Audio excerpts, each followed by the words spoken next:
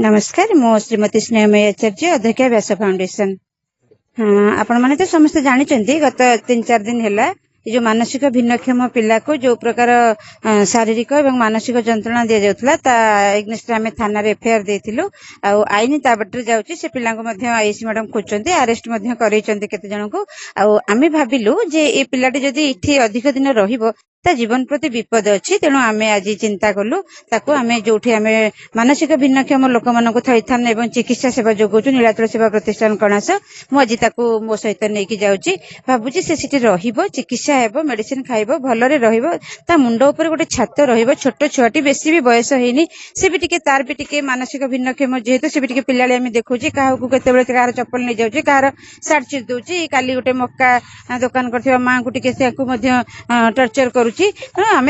उभय को देखा गले उभय दृश्य देखा गले जेहेतु से मानसिक भिन्नक्षम तार सुरक्षा और थैथान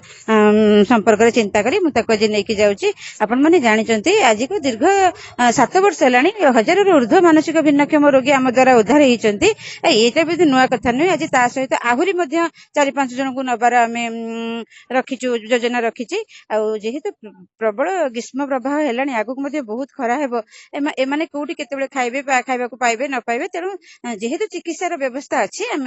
आज चिकित्सा करने कि नीलाचल स्टेशन कणास जाऊँगी मुझे सब कहे जदि सामान्य श्रम आ समय विनिमय कहीं जड़े नुआ जीवन पाऊँच कर असुविधा कौटी अच्छी मुझे सब कहे मानसिक भिन्नक्षम और असहाय बापा माँ कि समर्पित व्यास फाउंडेशन सबुदिन समर्पित रते जो समय से किसी असुविधा सृष्टि होती से जगह आम पहुंचबू से सुरक्षा देवु आज नुहे बहुत विगत दिन कही आगक देह शेष रक्तबिंदु थिबा पर्यंत एमानक पई समर्पित रहिबी आपण माने समस्त ईश्वर को प्रार्थना करंतु से पिलाटी केमती शीघ्र सुस्थ हो जाऊ ता घर कलिकता बोली कहूची जदि सुस्थ हो जिवो ताकू आमे कलिकता रे पहुंचेबार व्यवस्था मध्य करिवो। गणेश बेहरा संडकू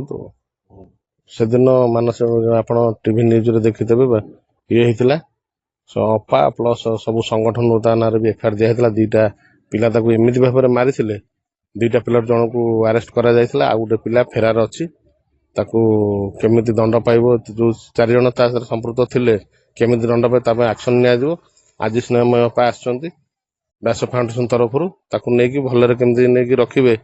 ता घरे छाड़िबे कि ता भलरे केमिति नै रखिबे अनुरोध कर सरकार पर केमिति भलरे रहइबो